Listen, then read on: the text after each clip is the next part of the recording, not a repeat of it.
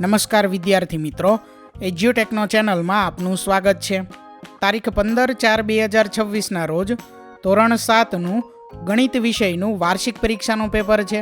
તો ધોરણ 7ના વિદ્યાર્થીઓ કે જે ગણિતના આ પેપરમાં સારા ગુણ મેળવવા માગે છે તેમના માટે આપણે મોડલ પેપરની સિરીઝ લઈને આવ્યા છીએ, જેના અંતર્ગત આજે આપણે ધોરણ 7નું ગણિત વિષયનું પ્રેક્ટિસ માટેનું મોડલ પેપર નંબર 3 છે તેનું સોલ્યુશન જોવાનું છે।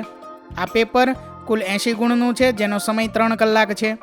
વિદ્યાર્થી મિત્રો, આ પેપર પ્રેક્ટિસ માટેનું છે, જે તમને વાર્ષિક પરીક્ષાની તૈયારી માટે ખૂબ જ ઉપયોગી નીવડશે। સૌથી પહેલાં છે પ્રશ્ન નંબર 1 જેની સૂચના છે, નીચેના દાખલાનો માગ્યા મુજબ જવાબ આપો, દરેકનો 1 ગુણ। જેમાં પહેલો પ્રશ્ન છે કે અપૂર્ણાંકને ટકામાં ફેરવો 5/4। તો અહીં જે અપૂર્ણાંક આપેલો છે 5/4 એને 100 સાથે ગુણાકાર કરવાનો છે, એટલે કે ગુણ્યા 100 કરવાના, અને જે જવાબ આવે તે આવે ટકામાં, એટલે 125% જવાબ આવે। બીજો પ્રશ્ન છે 0.1 દશાંશ અપૂર્ણાંકને ટકામાં ફેરવો, તો તેનો જવાબ છે 10%। ત્રીજું 35ને ટકામાં ફેરવો, તો જવાબ છે 35%। ચોથું 250ના 15% શોધો, તો 250 ગુણ્યા 15 અને ટકા દૂર કરવા માટે છેદમાં 100 મૂકવાના। ત્યાર પછી આ 0 અને 0 કેન્સલ કરીએ, અહીંયા 5 ગુણ્યા 2 એટલે 10, અને અહીં 5 ગુણ્યા 3 એટલે 15, 5 5 કેન્સલ કરીએ તો 25 ગુણ્યા 3 થશે 75, અને છેદમાં છે 2, તો 75 ભાગ્યા 2 કરીએ તો જવાબ આવે 37.5। ત્યાર પછી હવે આગળ જોઈએ પ્રશ્ન 1b, નીચેના દાખલા ગણો કોઈ પણ 3। જેમાં પહેલો પ્રશ્ન છે 25 રેડિયો છે, તેમના 16 રેડિયો ખરાબ છે, તો કેટલા ટકા રેડિયો ખરાબ છે? તો અહીં જવાબ છે 64%। 16 ભાગ્યા 25 ગુણ્યા 100 કરવાના છે, 16/25 ગુણ્યા 100 એટલે 25 ચોક 100, 16 ગુણ્યા 4 કરીએ એટલે જવાબ આવે 64%। ત્યાર પછી બીજો છે, એક દુકાનમાં 500 વસ્તુઓ છે, તેમાંથી 5 વસ્તુઓ બગડેલી છે, તો કેટલા ટકા વસ્તુઓ બગડેલી કહેવાય? તો જવાબ છે 1%। 500 છે, 500 વસ્તુ એટલે કે 100% છે, બરોબર? 500 વસ્તુ એટલે 100% છે, તો 5 વસ્તુ એટલે કેટલા ટકા થાય? તો અહીંથી 2 0 કેન્સલ કર્યા, તો અહીંથી પણ 2 0 કેન્સલ કરો એટલે જવાબ આવે 1%, બરોબર? ત્યાર પછી ત્રીજો પ્રશ્ન, એક વર્ગના 25 બાળકોમાંથી 8% બાળકોને વરસાદમાં ભીંજાવું ગમે છે, તો કેટલા બાળકોને ભીંજાવું ગમે છે? તો 25ના 8%, એટલે કે 25 ગુણ્યા 8, ટકા દૂર કરવા છેદમાં 100 આવશે, 25 ચોક 100 અને 4 દુ 8 એટલે જવાબ આવે 2, બરોબર? ત્યાર પછી આગળ પ્રશ્ન નંબર 4 છે કે એક શહેરમાં 30% સ્ત્રી, 40% પુરુષ, બાકીના બાળકો છે, તો બાળકો કેટલા ટકા છે? તો કુલ 100%માંથી 30% છે સ્ત્રી, 40% છે પુરુષ, તો બાકી વધ્યા 30% તે બાળકો હશે। ત્યાર પછી આગળ પ્રશ્ન 2 જેની સૂચના છે, આપેલ વિધાન ખરું છે કે ખોટું તે જણાવો, દરેકના 1 ગુણ।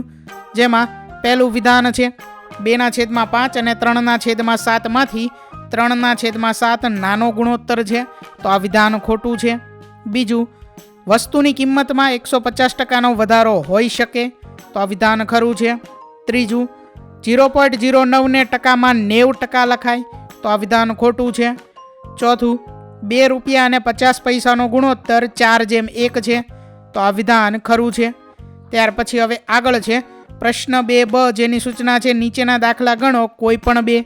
જેમાં પહેલો પ્રશ્ન છે કે રૂપિયા 600માં ખરીદેલી વસ્તુ વેપારી 15% નફો લઈને વેચે છે, તો વેપારીની વેચાણ કિંમત શોધો।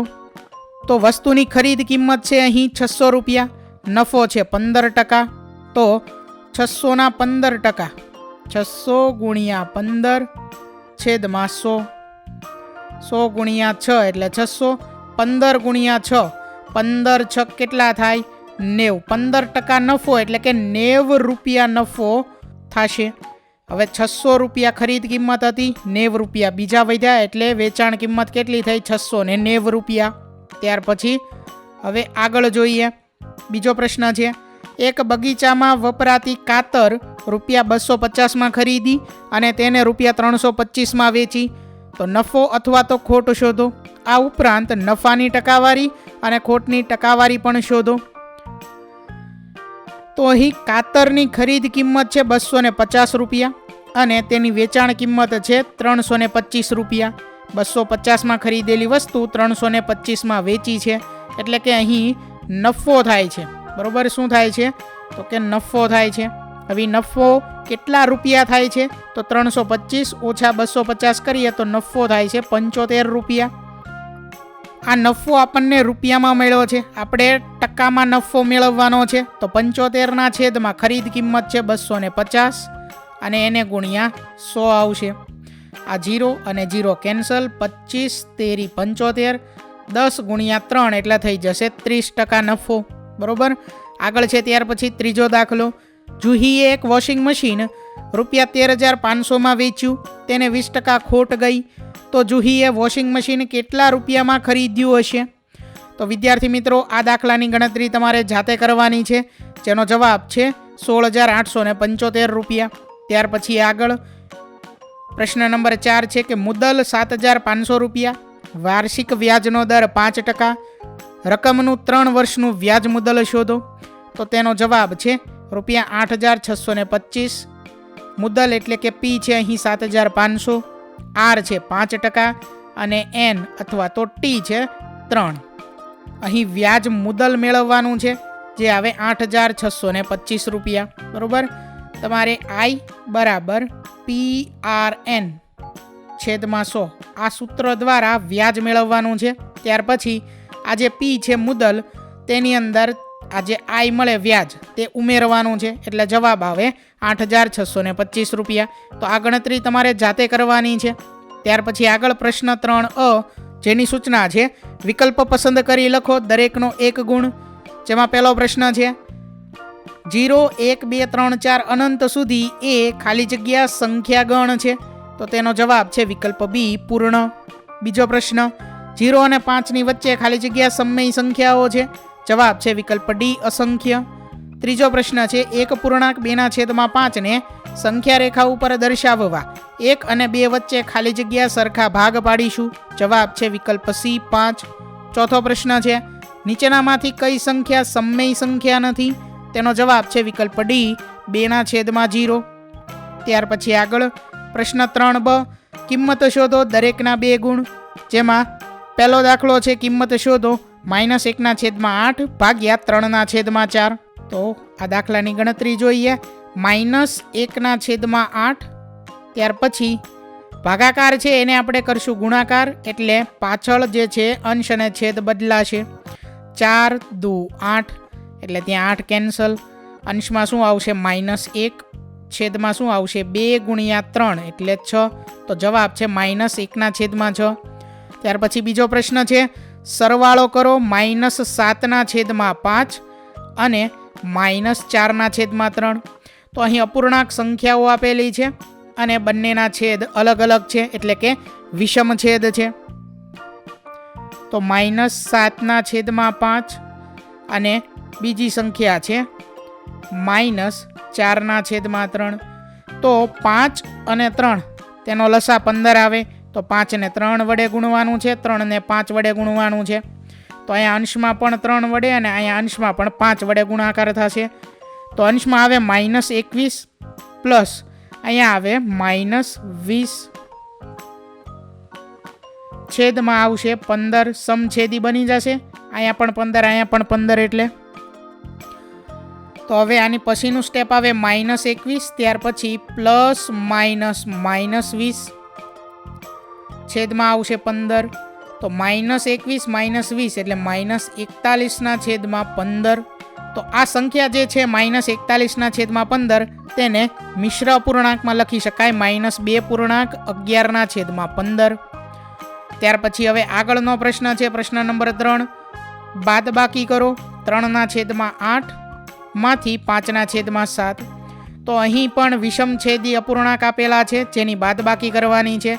તો લસા લઈ અને આપણે છેદ સમાન કરવાના છે અને તેનો જવાબ જે છે તે અહીં લખેલો છે -19/56. દાખલા નંબર 3 છે તેની ગણતરી તમારે જાતે કરવાની છે. આગળ છે ત્યાર પછી પ્રશ્ન નંબર 4 અ, ખાલી જગ્યા પૂરો, દરેકનો 1 ગુણ. 4 ની અંદર પહેલી ખાલી જગ્યા છે, એક ચોરસની બાજુની લંબાઈ 9 સેમી છે, તો તેની પરિમિતિ ખાલી જગ્યા સેમી, તો જવાબ છે 36. ત્યાર પછી બીજી ખાલી જગ્યા છે, એક ત્રિકોણનો પાયો 12 સેમી અને પાયા પરના વેધની લંબાઈ 8 સેમી છે, તો ત્રિકોણનું ક્ષેત્રફળ બરાબર ખાલી જગ્યા સેન્ટીમીટર વર્ગ. જવાબ છે 48. ત્રીજો પ્રશ્ન, એક વર્તુળની ત્રિજ્યા 7 સેમી છે, તો તેનો પરિઘ ખાલી જગ્યા સેમી. જવાબ છે 44. ચોથી ખાલી જગ્યા, એક ત્રિકોણનો પાયો 10 સેમી અને પાયા પરના વેધની લંબાઈ 8 સેમી છે, તો ત્રિકોણનું ક્ષેત્રફળ બરાબર ખાલી જગ્યા સેન્ટીમીટર વર્ગ, તો જવાબ છે 40.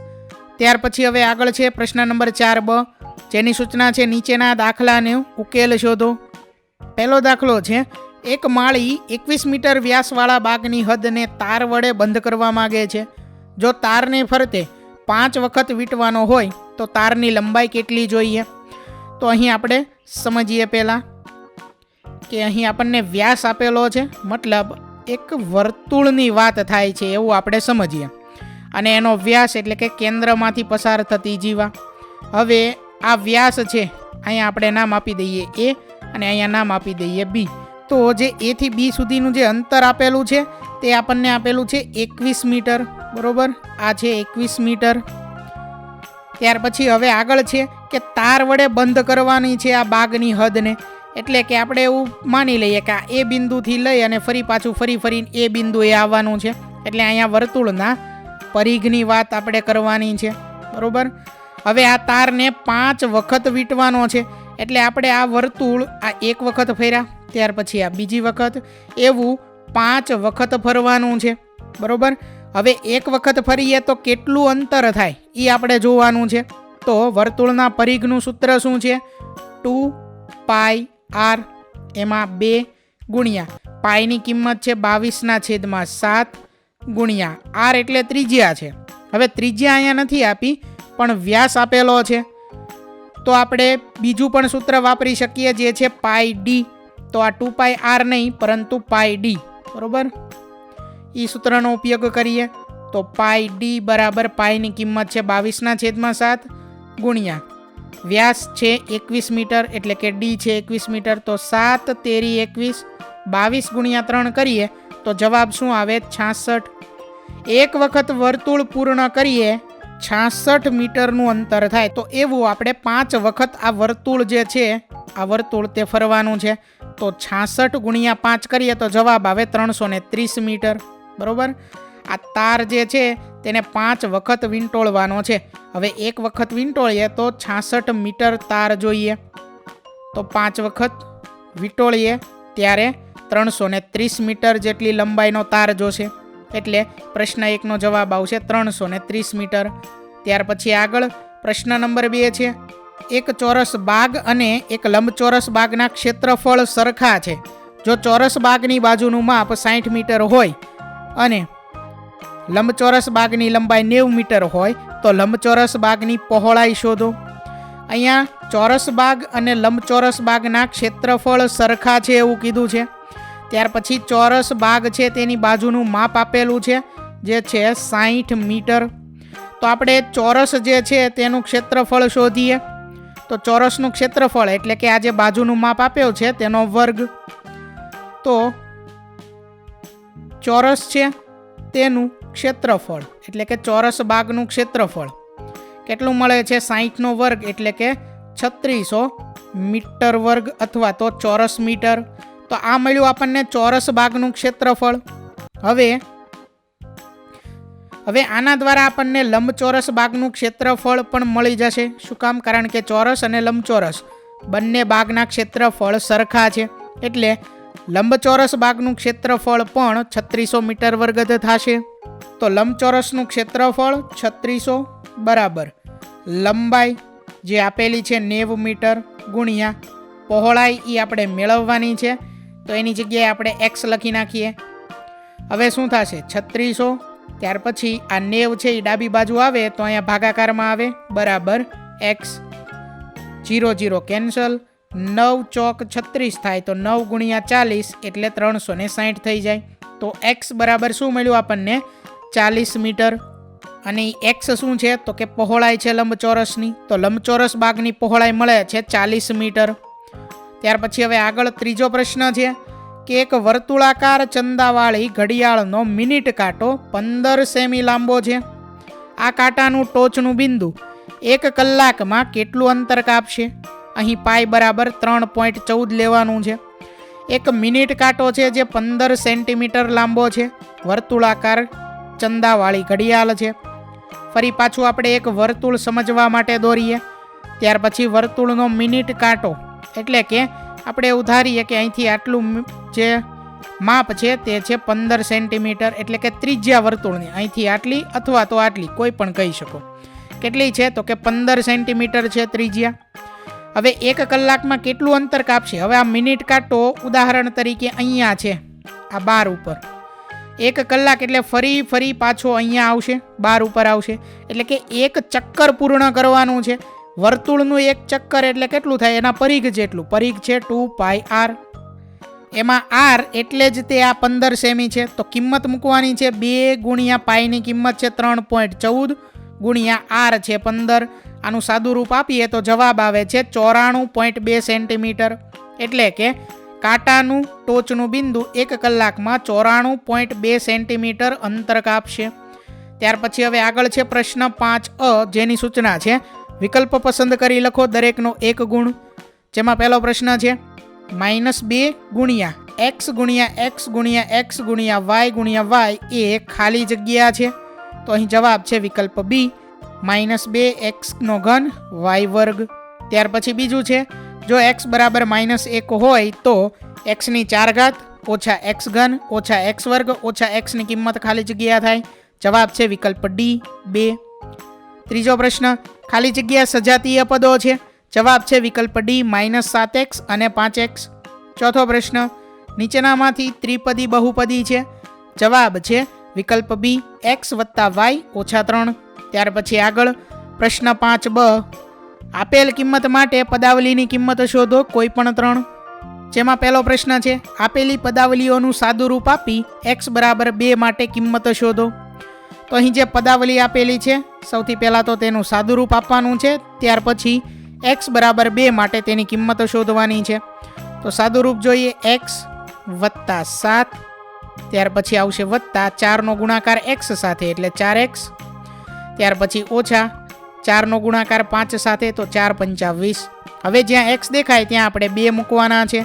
તો જ્યાં x દેખાય ત્યાં 2 મૂકીએ તો અહીંયા આવશે 2 + 7 + 4 અને 2ની કિંમત x ની કિંમત અહીં આવશે કાઉન્સની અંદર એટલે કે ગુણાકારમાં -20 બરાબર 2 + 7 + 4 × 2 8 ઓછા 20. તો 8, 7 અને 2 તેનો સરવાળો કરીએ તો જવાબ આવશે 17. 17 ઓછા 20 કરીએ તો જવાબ આવે -3. તો અહીં જવાબ છે -3. આગળ છે ત્યાર પછી બીજો પ્રશ્ન જો z બરાબર 10 હોય તો z3 - 3 કાઉન્સમાં z - 10ની કિંમત શોધો.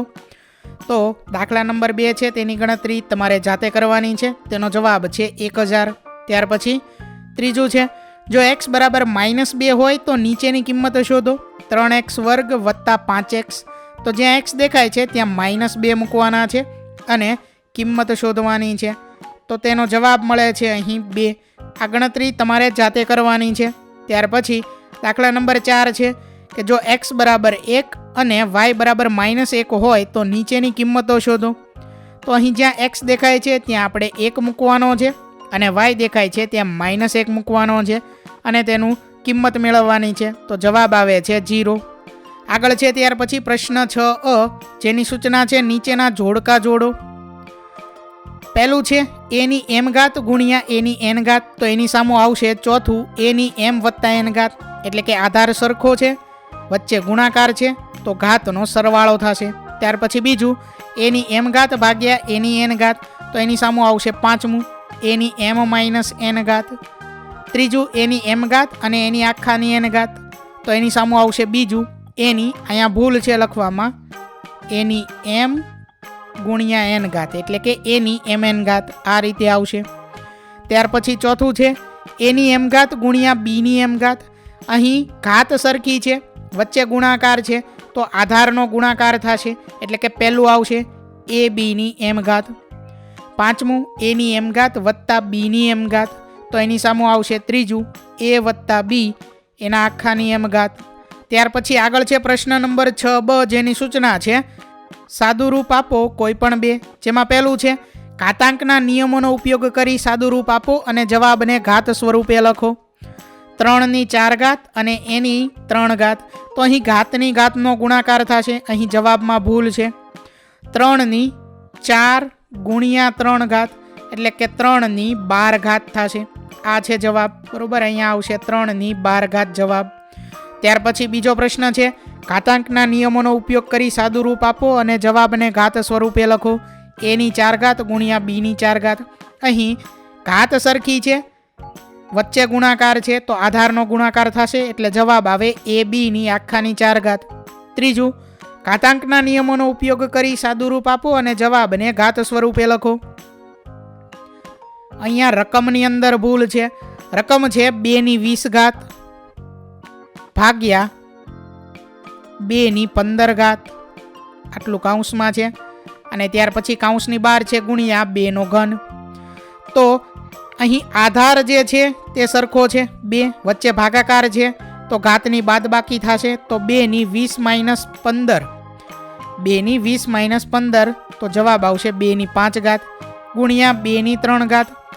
તો હવે આટલાનો જવાબ જે છે તે આવ્યો 2ની 5 ઘાત. ત્યાર પછી પાછળ છે ગુણ્યા 2ની 3 ઘાત.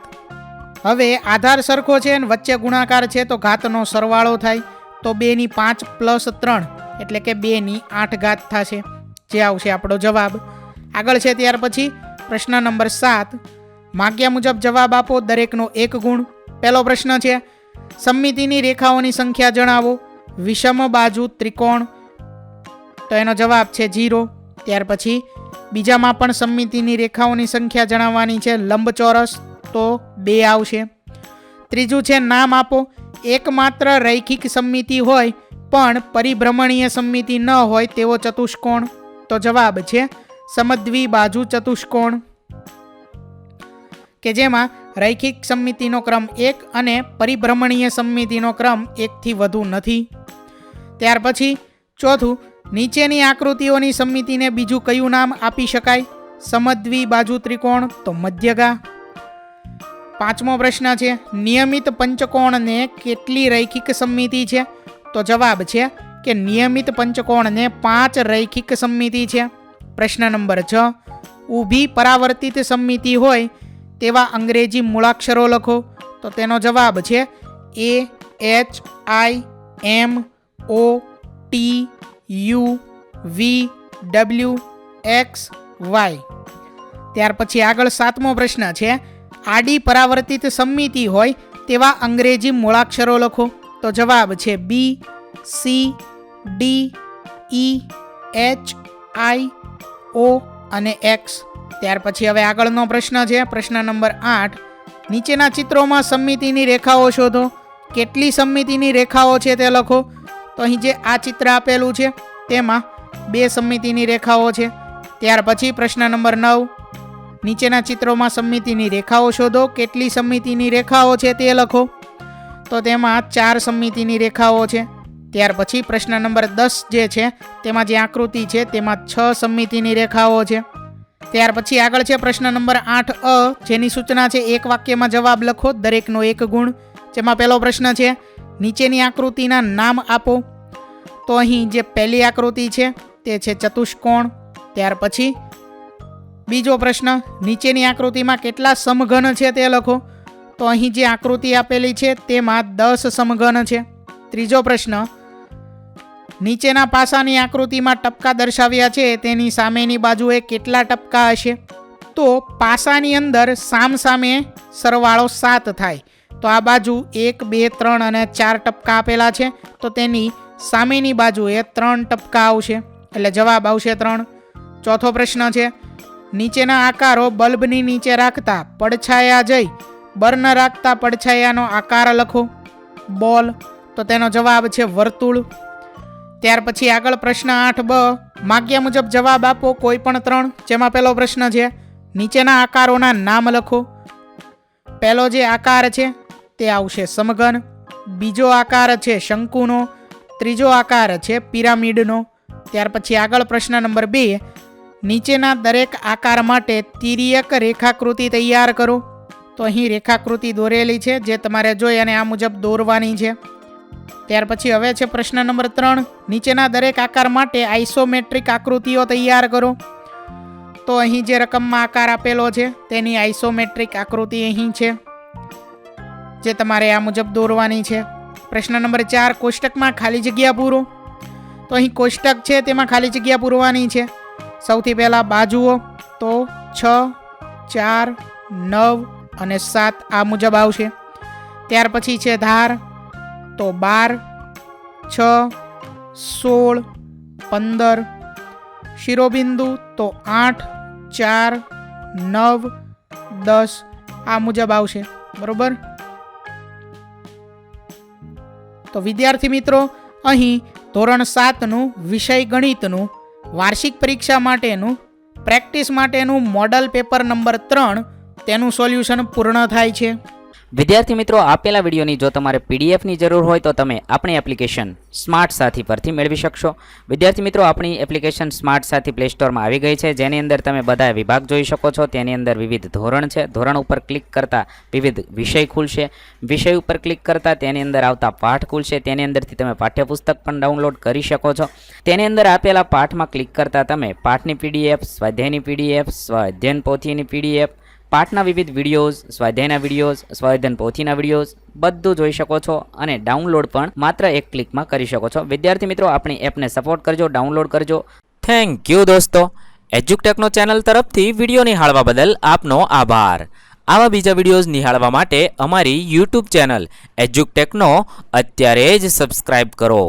આભાર દોસ્તો.